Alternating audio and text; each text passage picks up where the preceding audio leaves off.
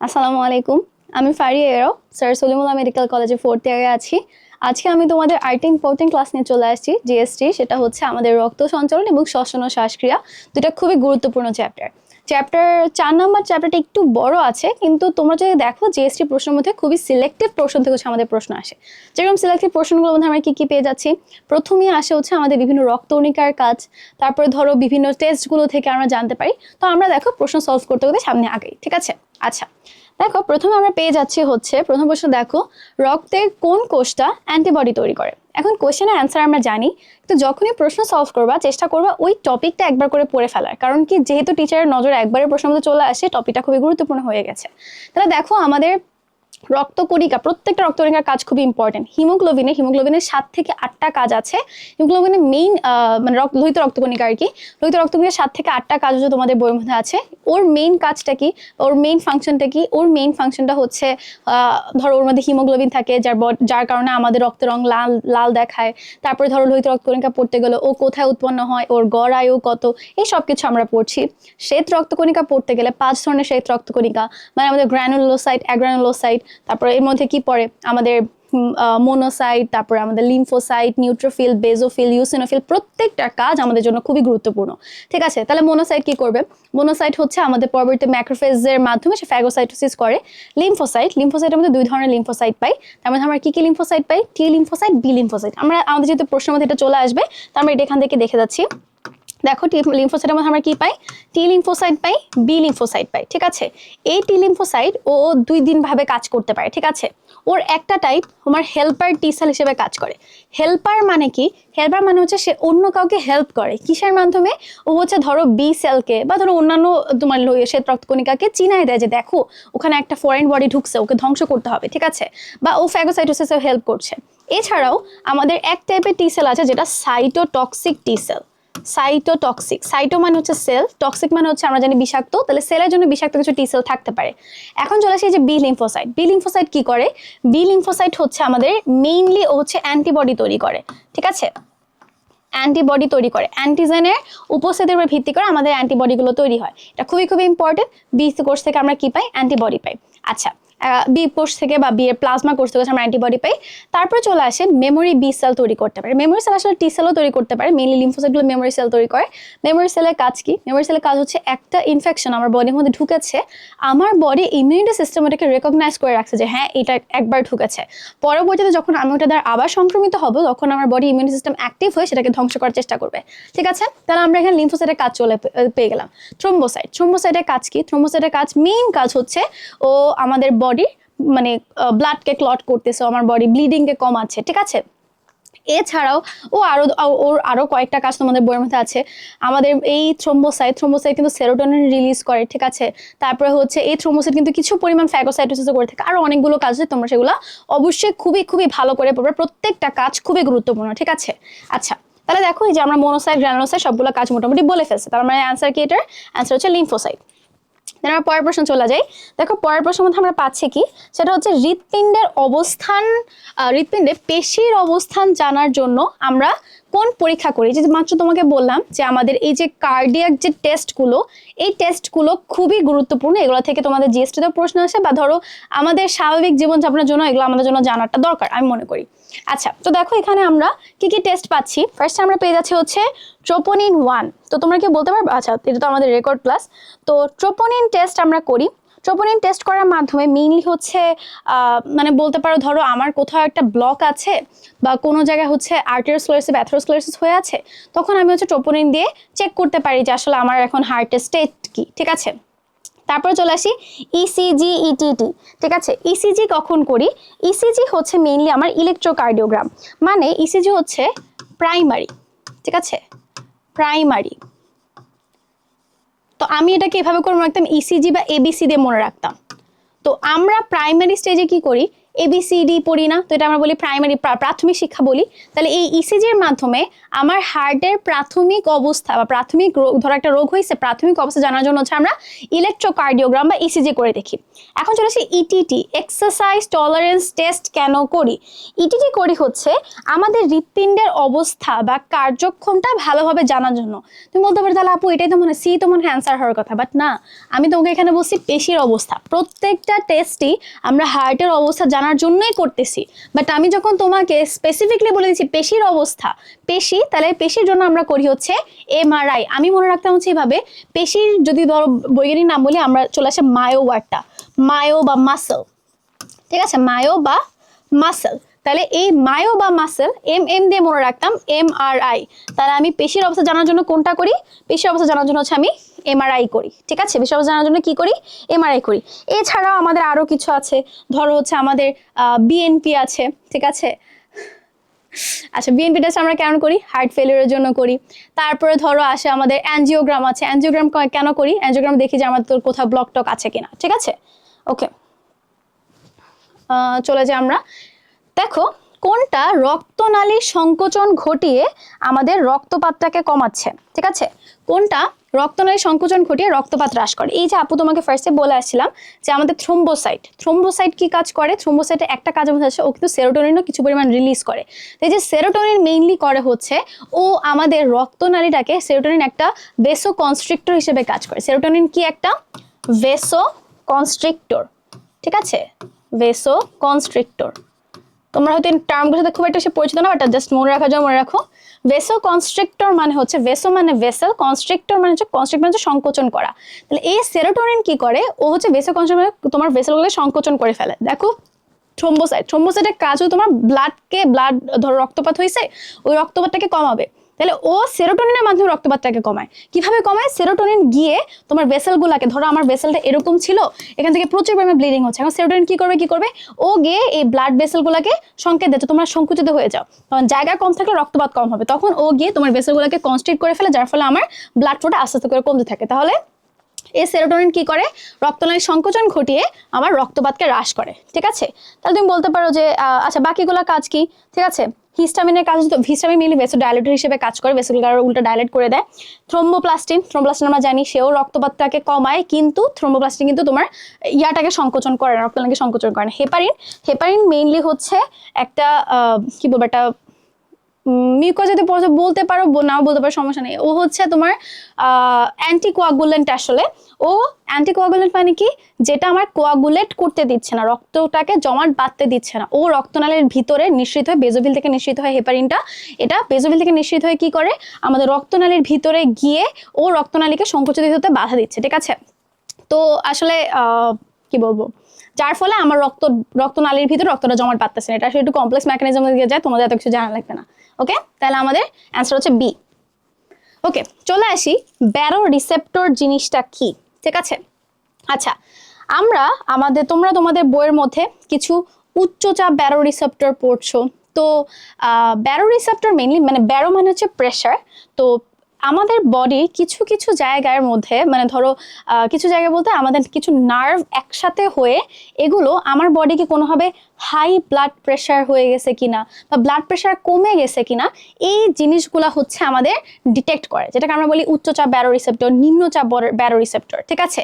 তো তাহলে এগুলো কিসের মাধ্যমে ডিটেক্ট করব? আমি কখন বুঝবো যে আমার চাপ কমে গেছে নাকি চাপ বেড়ে গেছে?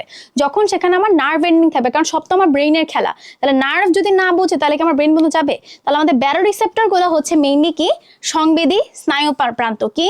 সংবেদী স্নায়ু প্রান্ত। আর এই যে জাক্সটা গ্লোমেরুলার কোষ, এগুলো কোথায় থাকে? কিডনিতে থাকে, ঠিক আছে। প্যারাসিম্প্যাথেটিক, হ্যাঁ সবই স্নায়ু, বাট একদম যদি বলি সংবেদী, সংবেদী মানে কি? যেগুলো আমাদের সেন্স নিতে পারে। তো যেহেতু সেন্স নিতে পারে সেজন্য ও ডিটেক্ট করতে পারছে যে আমার এখানে হচ্ছে ইয়ার কমতি আছে, ঠিক আছে। আচ্ছা, তো ধরো আমরা যদি তোমাকে একটু দেখাই, ওয়েট, এক মিনিট দাঁড়াও, তোমাদের বইয়ের মধ্যে কি টপিকটা আছে কিনা, থাকলে আপু তোমাদেরকে এখান থেকে বলে যাব, নাহলে আমরা স্কিপ করবো ব্যাপারটা। আচ্ছা, হ্যাঁ আছে তোমাদের বইয়ের মধ্যে, তো আপু দেখা যায়। তো আমাদের এই ব্যারো রিসেপ্টর গুলো দুই টাইপের, যেহেতু ব্যারো রিসেপ্টর থেকে একবার প্রশ্ন চলে আসে, আমরা ব্যারো রিসেপ্টর দেখে রাখবো, ঠিক আছে। একটা হচ্ছে আমাদের উচ্চচাপ, ঠিক আছে। কিছু আছে উচ্চচাপ ব্যারোরিসেপ্টর, আর কিছু আছে তোমার নিম্নচাপ। ঠিক আছে, তাহলে উচ্চচাপগুলো কোথায় আছে, নিম্নচাপগুলোই বা কোথায় আছে? ঠিক আছে, তাহলে উচ্চচাপগুলো হচ্ছে তোমার আমাদের অনুপ্রস্থ অ্যাওর্টিক আর্চ, অনুপ্রস্থ অ্যাওর্টিক আর্চ। এও তোমাদের বইয়ের মধ্যে আছে, তোমরা চাইলেই দেখতে পারবে, এগুলো আলাদা করে লেখার কোনো দরকার নেই। ঠিক আছে, ডান ও বাম অন্তস্থ ক্যারোটিড ধমনী। আচ্ছা, আমি লেফট অ্যান্ড রাইট লিখে রাখি, লেফট অ্যান্ড রাইট অন্তস্থ, আমরা বলি এটা ইন্টারনাল ক্যারোটিড আর্টারি আর কি। ঠিক আছে, অন্তস্থ ক্যারোটিড ধমনী। ঠিক আছে, ধমনী ধ লিখে রাখলাম। ঠিক আছে, আচ্ছা, আর নিম্নচাপটা কোথায় কোথায় আছে? বড় সিস্টেমিক শিরা,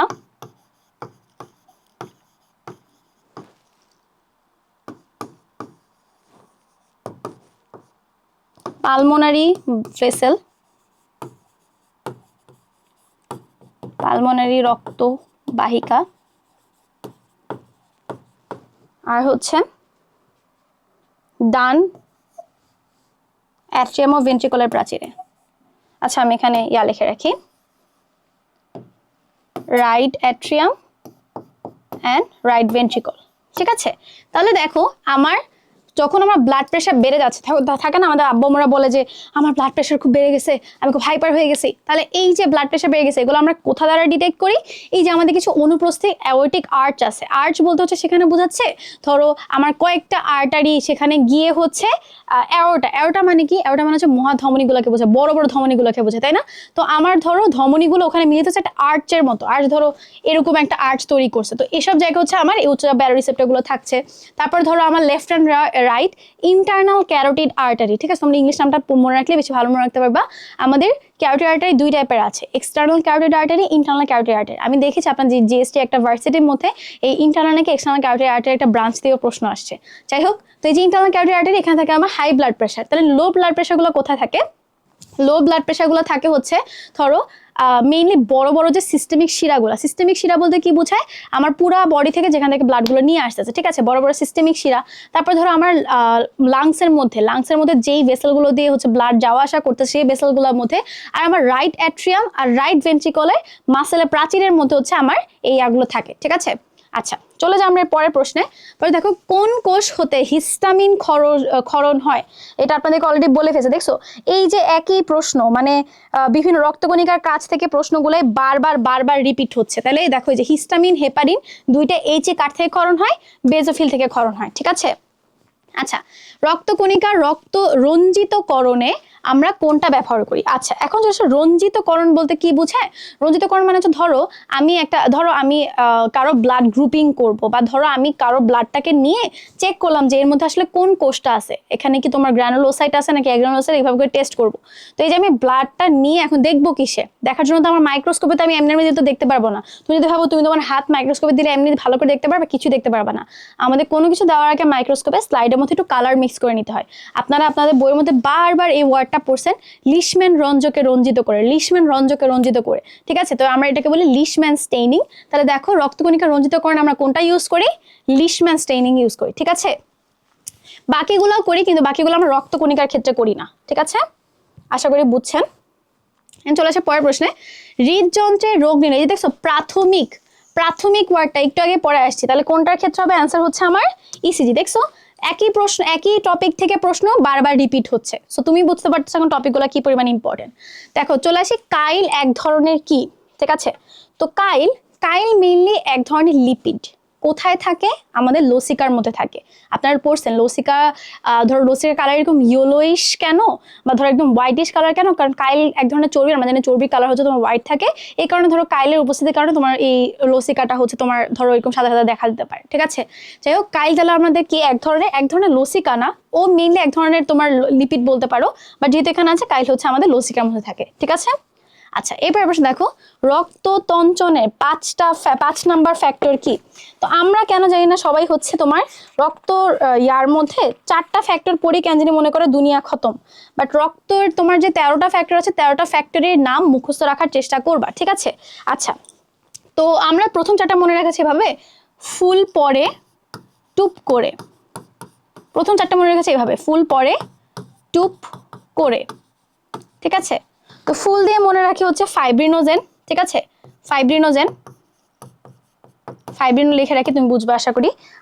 পরে দিচ্ছে তোমার প্রোথ্রম্বিন, প্রো দিয়ে রাখি, ঠিক আছে। টু দিয়ে তোমার হচ্ছে থ্রোম্বোপ্লাস্টিন, থ্রোম্বোপ্লাস্টিন। এরপরে করে দিচ্ছ তোমার ক্যালসিয়াম। এখন এই চারটা আমাদের জন্য সবচেয়ে বেশি ইম্পর্টেন্ট, ফার্স্ট চারটা, কিন্তু পরে তোমার যে আছে, পরে কয়টা আছে, 9টা, এই 9টাও তোমার জন্য খুবই খুবই ইম্পর্টেন্ট, ঠিক আছে। আচ্ছা, তো দেখেন 5 নাম্বার ফ্যাক্টরের মধ্যে আপু তোমাদেরকে সিরিয়াল বাই পড়ে, তাহলে তোমার একটু ভালো মনে থাকবে। ওকে, তাহলে দেখেন 5 নাম্বার ফ্যাক্টরটার নাম হচ্ছে প্রো এক্সেলারিন। নেমোনিক দিয়ে মনে রাখা যায়, বাট আমি মানে সাজেস্ট করি হচ্ছে এমনি মনে রাখা। 5 নাম্বার ফ্যাক্টর নাম হচ্ছে প্রো এক্সেলারিন, বা আপনাদের বাংলায় লেখা আছে, সমস্যা নেই। এখন দেখেন ক্যালসিয়ামের পরে তোমার কি আসে, প্রো এক্সেলারিন। প্রো মানে কি? প্রো মানে হচ্ছে প্রাথমিক অবস্থা, তাহলে এক্সেলারিনকে অ্যাক্টিভেটের প্রাথমিক অবস্থা তোমার প্রো এক্সেলারিন। তাহলে প্রো এক্সেলারিনকে কি করবে? প্রো এক্সেলারিন তোমার কাজ করবে হচ্ছে এক্সেলারিনের উপরে, তাই না? যেরকম এই যে দেখো প্রোথ্রম্বিন গিয়ে কাজ করছে থ্রম্বিনের উপরে, এমনই ছিল না কনসেপ্টটা? তাহলে দেখো প্রো এক্সেলারিন হচ্ছে আমার 5 নাম্বার ফ্যাক্টর। 5 নাম্বার ফ্যাক্টর হচ্ছে আমার, 1 মিনিট ধরো, ও আচ্ছা এটা অন হয়ে গেছে, সরি। 5 নাম্বার ফ্যাক্টর হচ্ছে প্রো এক্সেলারিন। তাহলে 6 নাম্বার কি হবে? 6 নাম্বার হবে আমার এক্সেলারিন, ঠিক আছে।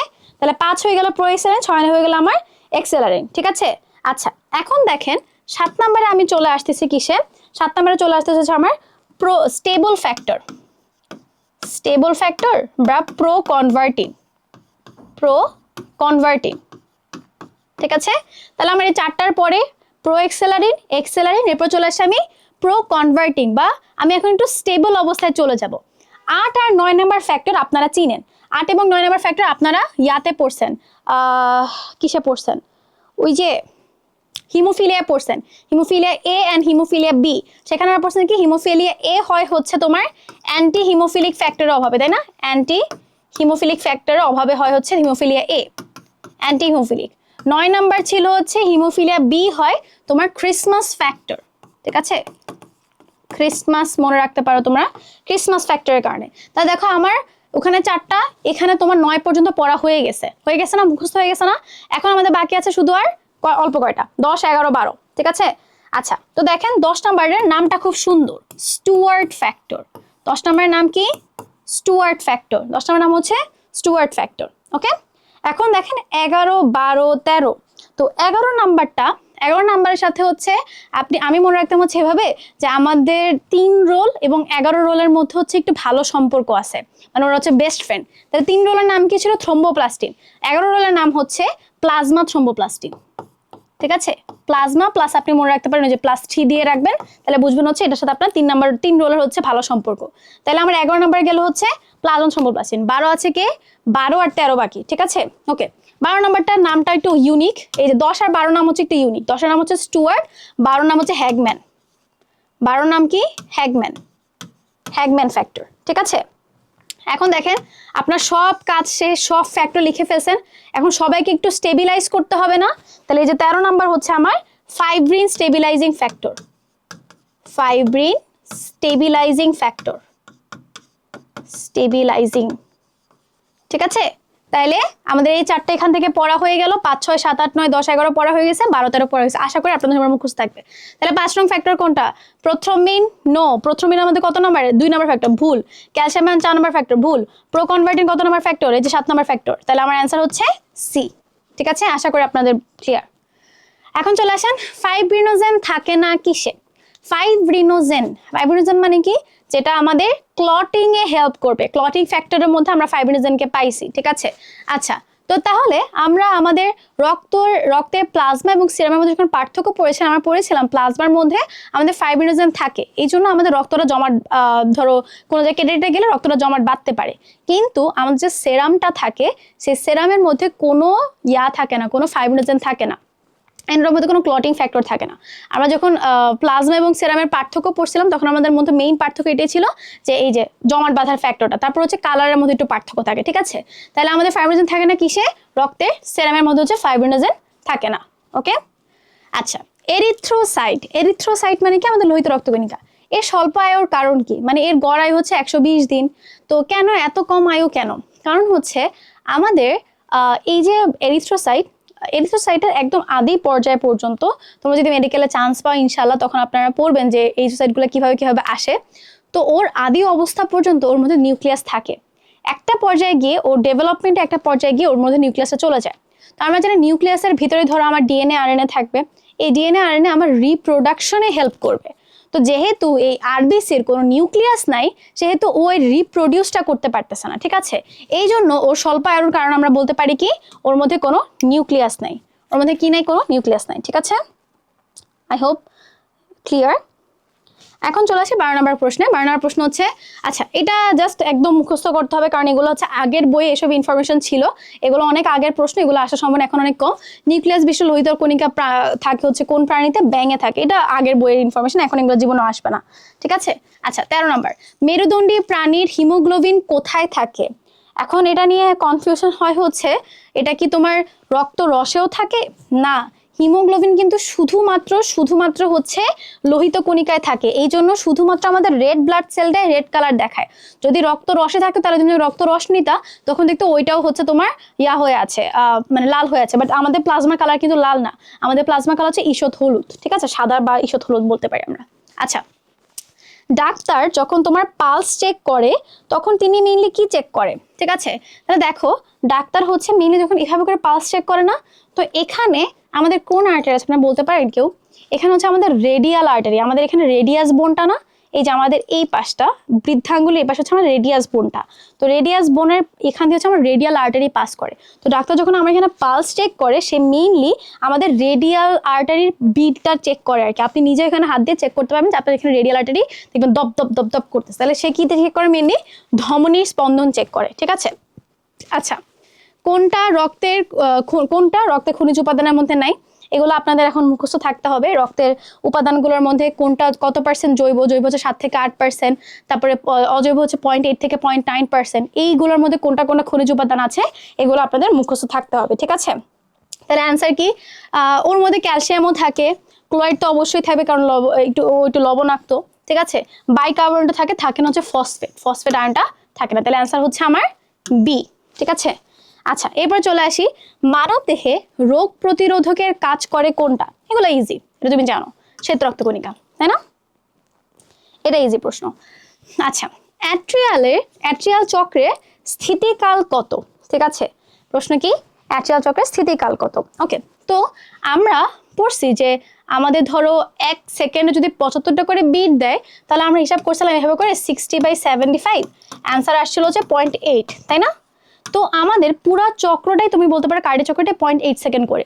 তাহলে আমার অ্যাট্রিয়াল চক্র যদি থামে, ঠিক আছে, অ্যাট্রিয়া ধরো তোমার ডায়াস্টল হলো, সিস্টল হলো, এরপরে পুরো চক্রটা স্থিতিকাল কত হবে? তাহলে টোটাল কত? 0.8 সেকেন্ড, ঠিক আছে, 0.8 সেকেন্ড। আমাদের কার্ডিয়াক সাইকেলও সেম, অ্যাট্রিয়াল করলো সেমি অ্যান্সার, ঠিক আছে। ওকে, চলে আসি, হৃদপ্রাচীরের স্তর 9 কোনটা? এখন এটা আপনাদের মানে আমি যারা একটু বই ভালো করে পড়বে না তারা এটা পারবে না আর কি। তো আমরা জানি আমাদের হৃদপ্রাচীরের 3টা স্তর, এপিকার্ডিয়াম, মায়োকার্ডিয়াম, এন্ডোকার্ডিয়াম, ঠিক আছে। আমাদের এই যে অ্যাট্রিয়াম সিস্টল বলতেছি আমি, ঠিক আছে, আমাদের অ্যাট্রিয়াম ভেন্ট্রিকল এগুলো সব হচ্ছে তোমার এন্ডোকার্ডিয়ামের স্তর। তো পেরিকার্ডিয়াম কি? তাহলে পেরিকার্ডিয়াম ওর কভারিং, ঠিক আছে। তাহলে কভারিং কি স্তরের মধ্যে পড়ে? না, কভারিং তো জাস্ট কভারিং। তাহলে আমার হৃদপ্রাচীরের স্তর না হচ্ছে পেরিকার্ডিয়াম, ওকে। এরপর দেখো শ্বেত রক্তকণিকার ক্ষেত্রে কোনটা সত্য নয়, এখন আশা করি আপনারা এগুলো পারবেন। তো দেখেন, নিউট্রোফিল অ্যান্টিবডি উৎপন্ন করে, প্রথমটাই আপনার ভুল। প্রথম প্রশ্নে আমরা পড়ে আসছিলাম অ্যান্টিবডি কে তৈরি করে? অ্যান্টিবডি হচ্ছে লিম্ফোসাইট তৈরি করে। তাহলে আমার 19 অ্যান্সার কি? 19 অ্যান্সার হচ্ছে এ। দেখেন বাকিগুলো যে ইউসিনোফিল হিস্টামিন করে, ঠিক আছে, বেজোভিল হেপাটিস করে, সবই ঠিক আছে, ওকে। আচ্ছা, আণুবীক্ষণিক সৈনিক আমরা কাকে বলি?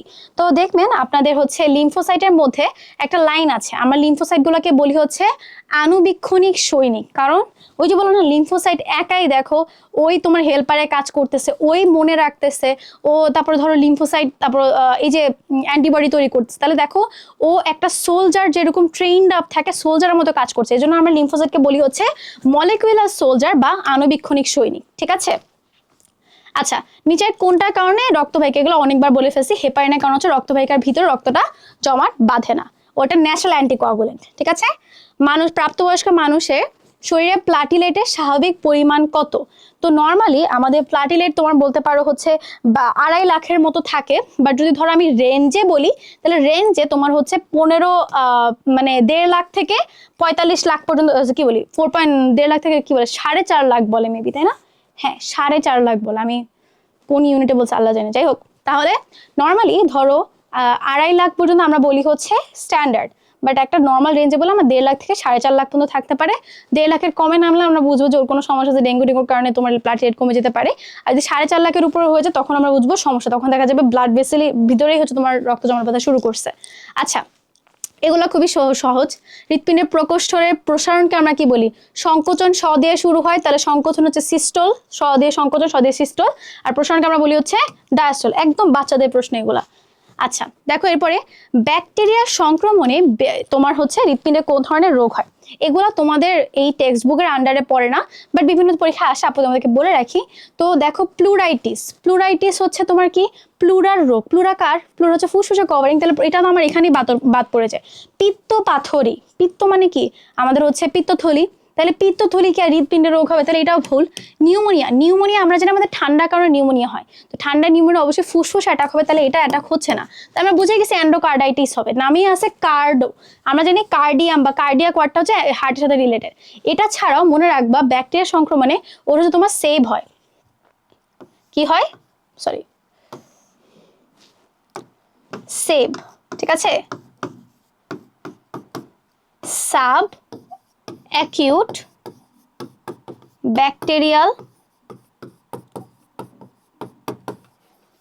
এন্ডোকার্ডাইটিস,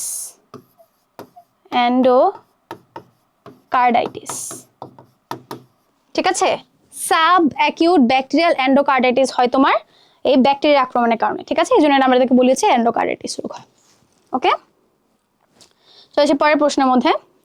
আচ্ছা, মানবদেহের হৃদযন্ত্রে কোনটাকে আমরা পেসমেকার বলি? আমরা জানি আমাদের ধরো আমি যদি হার্টটাকে কেটে বের করে আমি ওকে 37 থেকে 38 ডিগ্রি সেলসিয়াসের মধ্যে অক্সিজেন দিয়ে বাঁচায় রাখি, তাও হার্ট কিছুক্ষণ বিট করবে, কারণ আমাদের হার্টের কন্ট্রোলটা আমাদের ব্রেইন থেকে হচ্ছে না। আমাদের হার্টের ভিতরেই আমাদের ডান অ্যাট্রিয়াম এবং করোনারি সাইনাসের মাঝখানে, তো এটা তো আমার ডান অ্যাট্রিয়াম, এটা তো আমার হার্ট হয়, ঠিক আছে? ধরো এটা আমার হার্ট, তো এই যে আমার এখানে হচ্ছে রাইট অ্যাট্রিয়াম, তাই না? এখান দিয়ে হচ্ছে আমার করোনারি সাইনাস, মানে করোনারি আর্টারি বা করোনারি ভেনগুলো হচ্ছে ঢুকতেছে, তো এখানে হচ্ছে আমার করোনারি সাইনাস, এখানে হচ্ছে ডান অ্যাট্রিয়াম। এই জায়গাটার মধ্যে আমাদের একটা সাইনো অ্যাট্রিয়াল নোড আছে। এই সাইনো অ্যাট্রিয়াল নোড কি করে? ও হচ্ছে তোমার মানে কি বলবো, আমাদের এই যে উদ্দীপনাগুলো আছে, এই যে একটা কার্ডিয়াক সাইকেল মেনটেন করার জন্য আমার যে সেন্সেশনগুলোকে বা আমার যে কি বলবো উদ্দীপনার আর সমার্থক শব্দ কি হতে পারে, আচ্ছা বুঝছো তো তোমরা, তাই না? যে সংবেদনটা লাগে, এই সংবেদনটা হচ্ছে এই সাইনোঅ্যাট্রিয়াল নোড তৈরি করে দেয়, যার ফলে আমাদের কার্ডিয়াক সাইকেলটা তো স্মুথলি চলে। এখন ধরো কোনো কারণে আমার হচ্ছে এই সাইনোঅ্যাট্রিয়াল নোডটা কাজ করতেছে না, ডিজেবল হয়ে গেছে, ঠিক আছে? তখন আমি কি করব? তখন তাহলে তো আমার কার্ডিয়াক সাইকেল অফজানতে মারা যাওয়ার কথা, কিন্তু না, তখন হচ্ছে আমাদের এই যে অ্যাট্রিওভেন্ট্রিকুলার নোড বা এভি নোড, এটা হচ্ছে রিজার্ভ পেসমেকার হিসেবে কাজ করে, ঠিক আছে? Reserve pacemaker. তো এই সাইনোঅ্যাট্রিয়াল নোড হচ্ছে আমার পেসমেকার মানে কি? যে গতি নির্ণয় করে। তাহলে এই যে হার্ট কোন গতিতে চলবে সেটা নির্ধারণ করেছে সাইনোঅ্যাট্রিয়াল নোড। যদি কোনো কারণে সাইনোঅ্যাট্রিয়াল নোড কাজ না করে তাহলে সেই ক্ষেত্রে কাজ করবে হচ্ছে এই রিজার্ভ পেসমেকার এভি নোড, ঠিক আছে? আচ্ছা, বই দেখছি আমি তোমাকে বলছিলাম যে এক্সটার্নাল ক্যারোটিড আর্টারি থেকে কোনটা উৎপন্ন হয় সেটা হচ্ছে তোমার এখানে দিয়ে দিচ্ছে। তো এখানে জাস্ট এটা মুখস্থ রাখবে, এটাও ধরো বইয়ের বাইরের প্রশ্ন কোপালে পড়ে যেতে পারে আর কি। তো এই যে আমাদের এক্সটার্নাল ক্যারোটিড আর্টারি, এটা খুবই ইম্পর্টেন্ট ব্রাঞ্চ হচ্ছে ফেসিয়াল আর্টারি, আমাদের এই ফেসিয়াল আর্টারিতে সাপ্লাই, মানে ফেসের মধ্যে সাপ্লাই দেয় আর কি, ঠিক আছে? তো এটা মনে রাখবে আর কি, এক্সটার্নাল ক্যারোটিড আর্টারি ব্রাঞ্চ হচ্ছে ফেসিয়াল আর্টারি। এখন তোমাকে সবগুলা ব্রাঞ্চ শেখানো উচিত হবে না, তুমি মনে রাখতে পারবে না। আচ্ছা, রক্তে লোহিত রক্তকণিকা ও শ্বেত রক্তকণিকার অনুপাত কত? এটা প্রতি বছর আজমল স্যার হচ্ছে একবার করে আপডেট করে। তো রিসেন্ট আপডেটে দেখলাম 7:1 আছে, তোমরা হচ্ছে এটাই পড়ার চেষ্টা করবা, ঠিক আছে? আচ্ছা, শরীরের সমস্ত রক্ত কতক্ষণ পরপর পরিশুদ্ধির জরুরি, ঠিক আছে? মানে ধরো আমার বডিতে মানে যে ব্লাডটা সার্কুলেট হচ্ছে এটা কতক্ষণ পরপর হচ্ছে আমাদের পরিশুদ্ধ করা ভালো। তো এটা খুব একটা বেশি ইম্পর্টেন্ট প্রশ্ন, তোমাদের বইয়ের বাইরের প্রশ্ন মনে রাখবে আর কি, 15 মিনিটে একবার করে করলে এটা ভালো। আচ্ছা, কোন অঙ্গ লোহিত রক্তকণিকাকে ভেঙে হিমোগ্লোবিন মুক্ত করে? তো যখন আমরা জন্ম নেই তখন এখন ধরো আমাদের পরবর্তীতে লোহিত রক্তকণিকা কোথায় তৈরি হচ্ছে? বোন ম্যারোর মধ্যে তৈরি হচ্ছে, প্রত্যেকটা বোনসের রেড বোন ম্যারোর মধ্যে তৈরি হয়। কিন্তু যখন আমরা জন্ম নেই তখন হচ্ছে যকৃত একটা ভালো সোর্স হিসেবে কাজ করতো আমাদের। এটা তো যকৃত, ভ্রূণথলি, কুসুমথলি এগুলোর মধ্যে হচ্ছে আমাদের লোহিত রক্তকণিকা তৈরি হতো। যাই হোক, যখন আমরা বড় হয়ে যাই পরে এই যকৃত হচ্ছে ভিলেন হয়ে যায়। যকৃত, প্লিহা মানে স্প্লিন, লিভার, স্প্লিন এরা হচ্ছে আমার পরে এই আরবিসিটাকে ভেঙে ফেলে। তাহলে দেখো এই যে কোন অঙ্গ আরবিসিকে, এই যে কই পাচ্ছি আমরা, এই যে প্লিহা, স্প্লিন। এই স্প্লিনকে আমরা বলি হচ্ছে আমাদের আরবিসির কবরস্থান বলি। কবরস্থানে কি করি আমরা? আরবিসিকে ভেঙে ভেঙে ভেঙে ভেঙে ওর থেকে হিমোগ্লোবিন বের করে ফেলি। হিমোগ্লোবিন পরবর্তী কি হয়? বিলিরুবিন, বিলিভার্ডিনে পরিণত হয়ে যায়। পরবর্তী সেটা রঞ্জক হিসেবে মানে হিসেবে ধরো এই যে বিলিভার্ডিন হিসেবে মূত্রের সাথে বের হয়ে যেতে পারে। ওকে, আচ্ছা, তাহলে আমাদের পিত্তথলি হচ্ছে আমাদের হিমোগ্লোবিনকে মুক্ত করে। গেল। এর পরের প্রশ্ন চলে আসতেছি 30 নম্বর। হৃৎপিণ্ডে রক্ত সরবরাহ করে কোন ধমনী? নামেই তোমার ধমনীর পরিচয়, ঠিক আছে? এই যে করোনারি ধমনী, করোনারি ওয়ার্ডটার সাথে কার আছে, কার সম্পর্ক? হৃৎপিণ্ডের সম্পর্ক, ঠিক আছে? তাহলে আমার করোনারি ধমনী হচ্ছে হৃৎপিণ্ডে সাপ্লাই করে। পেরিকার্ডিয়াল গহ্বর কি থাকে? আচ্ছা, এটা খুব একটা আজাইরা প্রশ্ন, কোনো লজিক নেই। পেরিকার্ডিয়াল গহ্বরে কিছু থাকার কথা না। উনি মেইনলি বুঝাচ্ছে পেরিকার্ডিয়াম যে গহ্বরটাকে আবৃত করে রাখে। পেরিকার্ডিয়াম কাকে আবৃত করে রাখে? হার্টকে। হার্টের ভিতরে এন্ডোকার্ডিয়ামের মধ্যে কি আছে? আমার অ্যাট্রিয়াম, ভেন্ট্রিকল এগুলো আছে। তাহলে হচ্ছে এখানে অ্যান্সার হচ্ছে অ্যাট্রিয়াম। খুবই আজাইরা একটা প্রশ্ন, এই ধরনের প্রশ্ন আসার সম্ভাবনা কম। আচ্ছা, চলে যাই আমরা পরের প্রশ্নের মধ্যে, সেটা হচ্ছে কত সালে দেহের স্থাপনযোগ্য পেসমেকার আবিষ্কৃত হয়? এটা কত সালে আবিষ্কৃত হয়? 1961 সালে, তোমাদের বইয়ের মধ্যেই আছে। আচ্ছা, 40 বছর বয়স্ক একজন পুরুষের দেহে লোহিত কণিকার সংখ্যা কত? ঠিক আছে, তো লোহিত কণিকার সংখ্যা কিন্তু আস্তে আস্তে তোমার কমতে থাকে। তো 40 বছরে গেলে সেটা প্রায় 50 লাখের দিকে চলে আসে। এবং তোমরা একটা মানে রেঞ্জও পড়ো মেবি, সেটা হচ্ছে ছেলেদের ক্ষেত্রে হচ্ছে 50 থেকে 54 লাখ, তাই না? এরকম একটা রেঞ্জ পড়ো, 50 থেকে 54 মেবি ছেলেদের ক্ষেত্রে, তাই না? তাহলে আমাদের রেঞ্জের মধ্যে পড়া হচ্ছে 50 লাখ। আচ্ছা, রক্তরসে অজৈব পদার্থের পরিমাণ কত? এটা আমরা জানি। জৈব হচ্ছে 7 থেকে 8%, আর অজৈব হচ্ছে কোথায়? এখানে তো দুটো অপশনে খুব কাছাকাছি, 0.9% সবচেয়ে বেশি অ্যাপ্রোপ্রিয়েট যায় আর কি। ওকে, রক্তে হিম থেকে যদি আমি আয়রনটাকে সরাই ফেলি, এই যে আমি এটা ভাঙাভাঙি তোমাকে বুঝাইলাম, রক্তে যদি আমি হিম থেকে আয়রনকে সরাই ফেলি, ধরো এটা হচ্ছে আমার হিমোগ্লোবিন, ঠিক আছে? রক্তে আরবিসিকে ভাঙলাম, তো আরবিসিকে ভাঙার পর আমি হিমোগ্লোবিন থেকে হচ্ছে ফেরাসটাকে টেনে বের করে ফেলছি, তখন কি রূপান্তরিত হবে? তখন হবে যে বিলিভার্ডিন। কি হবে? বিলিভার্ডিন। এই বিলিভার্ডিন পরবর্তীতে বিলিরুবিন তৈরি করবে, ঠিক আছে? বলেন তো কোন রোগের মধ্যে আমাদের বিলিরুবিন সবচেয়ে বেশি বাড়ে বডির মধ্যে? জন্ডিসের মধ্যে বাড়ে। তো এই যে দেখেন, জন্ডিসের একটা কজ কিন্তু আপনার এই আরবিসি ভাঙন। কোনো কারণে আমার ব্লাড লস অনেক বেশি হয়ে গেছে, তখন হচ্ছে আমার স্প্লিন বেশি বেশি কাজ করে আরবিসি গুলোকে ভেঙে ফেলছে, তখন আমার বেশি বেশি করে বিলিরুবিন উৎপন্ন হয়। এই বিলিরুবিন গুলো আমার স্ক্লেরার নিচে বিভিন্ন জায়গায় জমা থেকে আমার জন্ডিস কজ করে আর কি, ঠিক আছে? যাই হোক, তাহলে অ্যান্সার কি? অ্যান্সার হচ্ছে বিলিভার্ডিন। ওকে, এই চ্যাপ্টারের লাস্ট কোয়েশ্চেন, হৃৎপিণ্ড যে আবরণ, ওই সেম কোয়েশ্চেন পেরিকার্ডিয়াম দ্বারা আবৃত থাকে। তাহলে আমাদের এই চ্যাপ্টারের কোয়েশ্চেনগুলো এখানেই শেষ। দেখছো, প্রশ্ন কিন্তু খুবই সুপারফিশিয়াল, খুবই সহজ আসে। জাস্ট কয়েকটা টপিক একটু ভালো করে পড়তে হবে। কোন কোন টপিক পড়া লাগে আপু বলে দিছি। গদবাধা সবকিছু যদি ভালো করে না পড়ে তাও চলবে। তো এখানে অ্যান্সার সবগুলো একসাথে আছে। চলে আসে আমরা শ্বসন ও শ্বাসক্রিয়ার মধ্যে। এই চ্যাপ্টারের প্রশ্ন খুবই কম, অল্প কয়েকটা প্রশ্ন। আচ্ছা, চলে আসে আমার প্রথম প্রশ্নের মধ্যে, সেটা হচ্ছে মধ্যকর্ণের সংক্রমণটাকে আমরা কি নামে ডাকি? মধ্যকর্ণের সংক্রমণটাকে ডাকি হচ্ছে আমরা ওটাইটিস মিডিয়া নামে, ঠিক আছে? ওটাইটিস মিডিয়া নামে ডাকি। তো আমরা জানি আমাদের এই যে আমাদের কানের সাথে গলার একটা সম্পর্ক আছে। কোন কিসের সম্পর্ক আছে? হচ্ছে ইউস্টেশিয়ান টিউব দিয়ে সম্পর্ক আছে। কোনো কারণে আমার ঠান্ডা লেগে যায়, তুমি দেখবে তোমার কান ব্লক হয়ে আছে, বা ধরো কানে ব্যথা পাইছো, নর্মালি কানের ক্ষেত্রে যেরকম সমস্যা না, গলার ক্ষেত্রে ধরো ঠান্ডা লাগার কারণে কান বন্ধ আছে, কানে শুনতেছো না, কেন? কারণ তোমার নেজোফ্যারিংসের সাথে ওই ইউস্টেশিয়ান টিউবের একটা সম্পর্ক আছে। ঠান্ডা লাগার কারণে নেজোফ্যারিংস ব্লক হয়ে তোমার ইউস্টেশিয়ান টিউবটাকে ব্লক করে দিয়েছে, যার কারণে তুমি কানে কম শুনতেছো। তো যাই হোক, তো মধ্যকর্ণের সংক্রমণের জন্য দায়ী দেখো, এখানে ভিব্রিও, মিমিক্সা আছে, স্টেফাইলোককাস অরিয়াস আছে।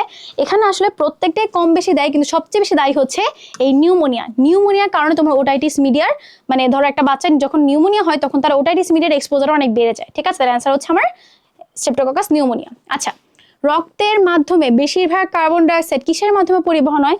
অনেক ইজি প্রশ্ন। আমরা জানি বাইকার্বনের যৌগরূপে প্রায় 65% মতো আমার কার্বন ডাইঅক্সাইড পাস হয়, তাই না? সোডিয়াম বাইকার্বনেট রূপে প্লাজমার মাধ্যমে, সোডিয়াম বাইকার্বনেট রূপের মাধ্যমে, এটার মাধ্যমে কিসে? প্লাজমার মাধ্যমে, প্লাজমা। আর তোমার হচ্ছে পটাশিয়াম বাইকার্বনেট, পটাশিয়াম বাইকার্বনেট রূপে হচ্ছে তোমার আরবিসি, লোহিত রক্তকণিকার মধ্যে দিয়ে হচ্ছে তোমার রক্ত কার্বন ডাইঅক্সাইড গুলো পরিবাহিত হয়, তাই না? ওকে, তাহলে গেল আমার 65% গেল। অ্যাডামস অ্যাপেল, অ্যাডামস অ্যাপেল কই থাকে? ছেলেদের যখন ঢোক গিলে তখন দেখবে এই জায়গাটার মধ্যে, মেয়েদের নাই ছেলেদের আছে, দেখবে ঢোক গিলে একটা জিনিস উঁচু নিচু করছে, এটা কোথায় আছে? ঠিক ওর ল্যারিংস বরাবর আছে, ঠিক আছে? ল্যারিংসের সামনে একটা কার্টিলেজ বড় হয়ে হচ্ছে অ্যাডামস অ্যাপেল তৈরি করে। তাহলে এইটা কই থাকে? আমাদের ল্যারিংস বা স্বরযন্ত্রে থাকে, ঠিক আছে? ট্রাকিয়া কিন্তু না। আচ্ছা, পূর্ণবয়স্ক মানুষের সমগ্র দেহে লৌহর পরিমাণ কত? এটা আজমল স্যার, আলিম স্যার এক এক বই এক এক রকম থাকে। তো তুমি নর্মালি হচ্ছে 4 থেকে 5 গ্রাম আমরা বলি, তো 4 থেকে 5 গ্রামের আশেপাশে অপশন যেটা থাকে সেটা দিয়ে দেবে, 3 গ্রাম হচ্ছে এখানে অ্যান্সার করবে, ঠিক আছে? চলে আসি এরপরে, গ্লাইকোলাইসিস প্রক্রিয়াটা কোথায় সংঘটিত? যদি এটা একটু বোটানি রিলেটেড প্রশ্ন, তো আমরা সবাই জানি গ্লাইকোলাইসিস কোথায় সংঘটিত হয়? কোথায় সংঘটিত হয়? আচ্ছা, তো গ্লাইকোলাইসিস মানে কি? যেখানে আমি গ্লুকোজকে ভাঙতেছি, তাহলে আমার এই মানে মানব বডির মধ্যে যত ধরনের কেমিক্যাল রিয়াকশন, যত ধরনের ভাঙা ভাঙি গড়াগড়ি যা কিছু আছে সবকিছু কোথায় হয়? সবকিছু হয় লিভারের মধ্যে। কিডনিতে তো হওয়ার কথাই না, ঠিক আছে? কিডনির মধ্যে হাইয়েস্ট গ্লুকোনেজ হতে পারে, ঠিক আছে? তারপরে দেখো সুশ্রুত জীবনে হবে না। পাকস্থলীতে কি হয়? পাকস্থলীতে শুধুমাত্র আমরা প্রোটিন টাইপের পদার্থগুলোকে পরিপাক করতে পারি, তাহলে এখানে গ্লুকোজের কোনো নাই, তাহলে গ্লুকোজ একমাত্র কোথায় হবে? যকৃতের মধ্যেই হবে, ঠিক আছে? ওকে, মানুষের প্যারানেজাল সাইনাস কয় টাইপের থাকে? ঠিক আছে, মানুষের প্যারানেজাল সাইনাস থাকে 4 জোড়া। কোনটা কোনটা দেখি? আমি আপনাদেরকে 2টা বলে দেবো, আপনারা কমেন্টের মধ্যে বাকি 2টা বলবেন, ঠিক আছে? আচ্ছা, আমি 3টা বলে দিই। কোন 3টা বলা যায়? একটা হচ্ছে আমার ফ্রন্টাল বোনের মধ্যে ফ্রন্টাল সাইনাস থাকে, চোখের একদম ভিতরের দিকে হচ্ছে আমার অ্যাথোময়েড সাইনাস থাকে, চোখের ভিতরে অ্যাথোময়েড বোনের ফাঁকা জায়গা হচ্ছে অ্যাথোময়েড সাইনাস থাকে। আর এই যে আমার চিক বোনের এখানে হচ্ছে আমার ম্যাক্সিলারি সাইনাস থাকে। আরেক জোড়া কোথায় আপনারা আমাকে বলবেন, ঠিক আছে? তো আমাদের সবচেয়ে বড় সাইনাস কোনটা? ম্যাক্সিলারি সাইনাস, সবচেয়ে বেশি আক্রমণ হয় ম্যাক্সিলারি সাইনাস। ডান ফুসফুসে লোবিউলের সংখ্যা, আসলে লোবিউলের সংখ্যা অসংখ্য, বাট আমরা যদি ওই ভাগ করি, ভাগের ক্ষেত্রে ডান ফুসফুসের মধ্যে 10টা ভাগ পাই, বাম ফুসফুসের মধ্যে 8টা ভাগ পাই। তো আসলে কোশ্চেনটা খুব একটা অ্যাকুরেট না, বাট ইয়ার ক্ষেত্রে আমরা শিখে নিব আর কি, ঠিক আছে? 10টা। আর বামের ক্ষেত্রে কয়টা? বামের ক্ষেত্রে তোমার হচ্ছে 8টা। ওকে, বামের ক্ষেত্রে কয়টা? বামের ক্ষেত্রে হচ্ছে 8টা। চলে আসে আমার পরের প্রশ্ন, 8 নম্বর প্রশ্নে। মানবদেহের ট্রাকিয়া কয়টা তরুণাস্থি দিয়ে আমাদের নির্মিত? ওকে, ট্রাকিয়ার মধ্যে আমাদের তোমরা পড়ছো যে ট্রাকিয়ার মধ্যে তোমার সি বলয়াকার তরুণাস্থি থাকে, পিছনের দিকে হচ্ছে অ্যাবসেন্ট থাকে, এখানে প্রায় 16 থেকে 20টা পর্যন্ত তোমার কার্টিলেজ থাকে। ওকে, চলে আসি, বায়ু দূষণের কোন পদার্থটা মানুষের ফ্যারিনজাইটিস? ফ্যারিনজাইটিস মানে কি? আমাদের গলবিলের সংক্রমণ, ঠিক আছে? গলবিলের সংক্রমণ করে কোনটা? গলবিলের সংক্রমণ করে হচ্ছে আমাদের এই যে বালির মধ্যে যে সিলিকন ডাই অক্সাইড থাকে, সিলিকন ডাই অক্সাইড হচ্ছে আমাদের ফ্যারিনজাইটিস রোগের কারণ, ঠিক আছে? আচ্ছা, এরপর দেখো, কোন সাইনাসে মানুষের গাল, দাঁত ও মাথায় ব্যথা করে? তো তুমি অবস্থান হিসেবে চিন্তা করো, এটা হচ্ছে আমার ম্যাক্সিলারি সাইনাস। ম্যাক্সিলারি সাইনাস কোথায়? আমার গালে। তাহলে আমার গালের আশেপাশে আমার দাঁত, তাহলে এই যে গাল, দাঁত এবং মাথায় ব্যথাটা চলে যাচ্ছে এই ম্যাক্সিলারি সাইনাসের ইয়ার কারণে। দেখবে যাদের সাইনোসাইটিস আছে, আমার মাঝে একবার হয়েছিল, তখন হচ্ছিল কি প্রচুর পরিমাণে, আমি ফার্স্টে বুঝতেছিলাম না, আমার অনেক মাথা ব্যথা করছিল, আমার নাক বন্ধ ছিল, মাথা ব্যথা করতেছিল, সাথে হচ্ছে আমার দাঁত ব্যথা করছে। আমি ভাবছি আমার দাঁতে তো আল্লাহর মতো কোনো সমস্যা নেই, দাঁত ব্যথা করছে কেন? তো দাঁত পরবর্তীতে মানে ডক্টর ইয়া করে তখন বুঝতে পারছি হচ্ছে যে আমার আসলে সাইনোসাইটিস হয়েছে, তো এই কারণে হচ্ছে আমার দাঁত ব্যথা করছিল। তাহলে হচ্ছে ম্যাক্সিলারি সাইনাস হচ্ছে অ্যান্সার, ঠিক আছে? মধ্যকর্ণের সংক্রমণ জনিত প্রদাহকে আমরা কি বলি? একটু আগে পড়ে আসি, ওটাইটিস মিডিয়া। 5 নম্বর চ্যাপ্টারের প্রশ্নগুলো খুবই সোজা সোজা। আচ্ছা, নিচের কোন শিফটকে আমরা বলি হ্যাম্বার শিফট? আমরা পড়ছিলাম যে এই যে ক্লোরাইড বাইকার্বনেট দিয়ে ক্লোরাইডকে এক্সচেঞ্জ করে, সেটাকে আমরা কি বলি? ক্লোরাইড শিফট বলি। এটা বিজ্ঞানী হ্যামবার্গের নাম অনুযায়ী হ্যামবার্গার শিফট নামকরণ করেছে। তাহলে অ্যান্সার হচ্ছে ক্লোরাইড, ঠিক আছে? আচ্ছা, রক্তে হিমোগ্লোবিনের অনুপাত, তো হিমোগ্লোবিনের অনুপাত হচ্ছে 1:25, এটা আমরা জানি। তো প্রশ্ন উল্টাই দিলে আবার উল্টাই ফেলে না, ঠিক আছে? গ্লোবিন কিন্তু প্রোটিন বেশি থাকে, এই জন্য হচ্ছে তোমার 25 হচ্ছে।